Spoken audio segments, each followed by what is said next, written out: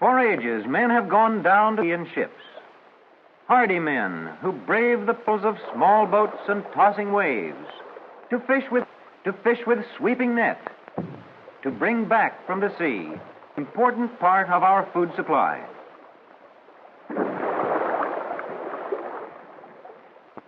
While this monument stands watch over Gloucester Harbor, the descendants of centuries of fisherfolk there still carry on the glorious traditions of men who live by fishing.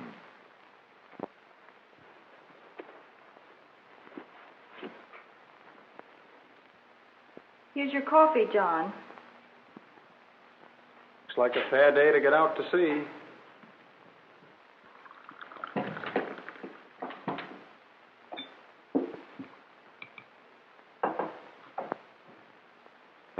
Seems as if you just got home. And in half an hour, you'll be aboard schooner again. I'd better be. And off to the banks. About all we got last trip was fog. I know. And you can't sell fog at the pier in Gloucester. Prices are way down, too. Why don't you give up fishing? What else can I do? There are a lot of farms west of the Newburyport Turnpike. Some of them are for sale, cheap. Yes, and why? It's 'cause there's no money in farming, either.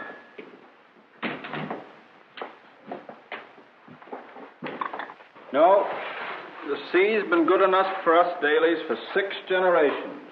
Yes, the sea that swallows up our Gloucester fishermen year after year. Now, you just keep cheerful.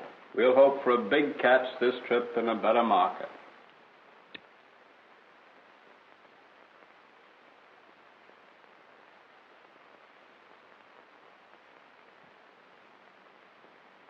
And so, year after year, Daly and other Gloucester fishermen return again to the sea. Once aboard the schooner, no time is lost. The day is fair. Sails are stood with a heave-ho to catch a favoring breeze.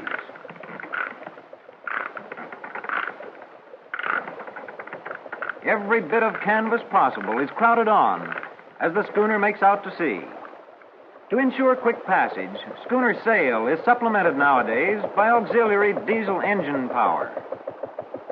Under full sail and motor power, the schooner heads toward the fishing banks, as nearby as George's off Cape Cod, or as far as the Grand Banks off Newfoundland. Routine sailing tasks occupy the time of the crew, or preliminary fishing chores, such as putting in shape dozens of tubs of fishing line, each with hundreds of hooks. Arrived at the banks, the crew chops small fish into bait for thousands of waiting hooks.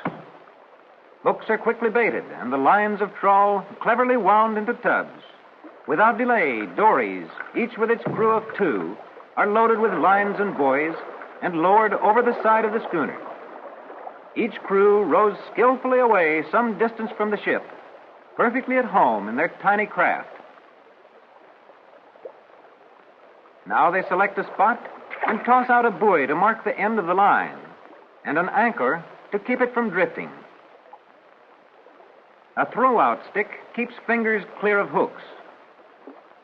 One after another, the dories go over the side until the entire crew is at work. If the fishing is good, the long trawl lines almost at once begin yielding returns of cod, haddock, and sometimes halibut and other food fish.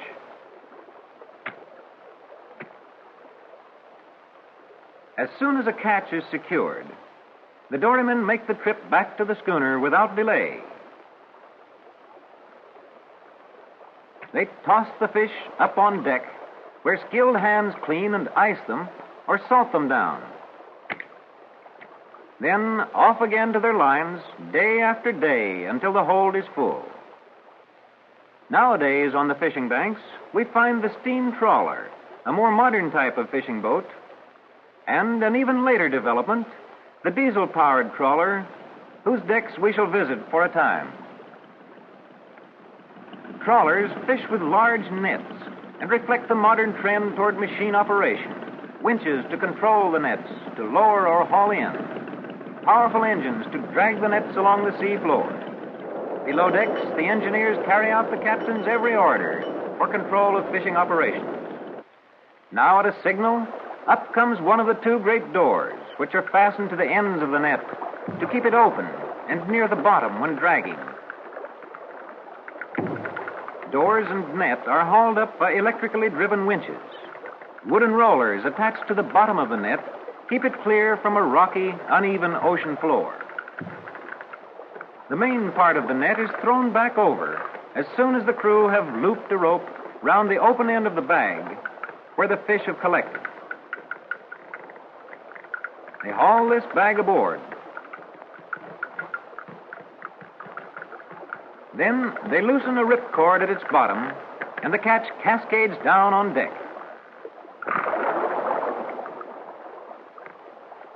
Part of the crew quickly tie the bag again and lower the net, while the rest go to work cleaning the catch.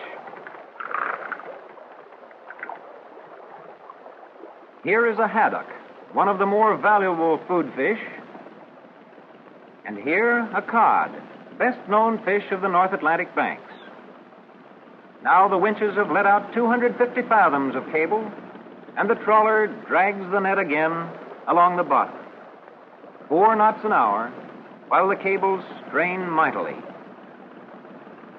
Meanwhile, in his almost sacred galley, the ship's cook prepares solid fare for the hard-working crew.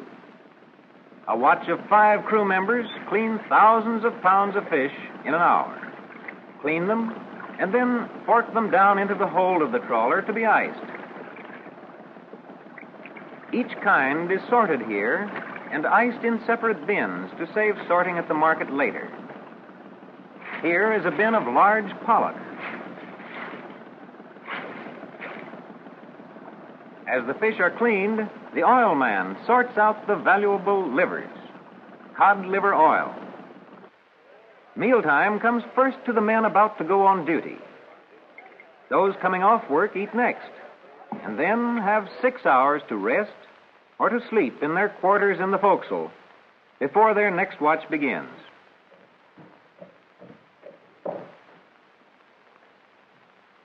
Day and night, this routine goes on. 6 hours on duty, 6 hours off. The nets up every hour and a half, day and night, in fog or sunshine or in velvet darkness. The hold must be filled before the first fish caught begin to spoil. Fish market reports are the routine of the trawler's radio operator. A good market. Our trawlermen, after one night at home, will return to the sea to carry on the traditions of men who live.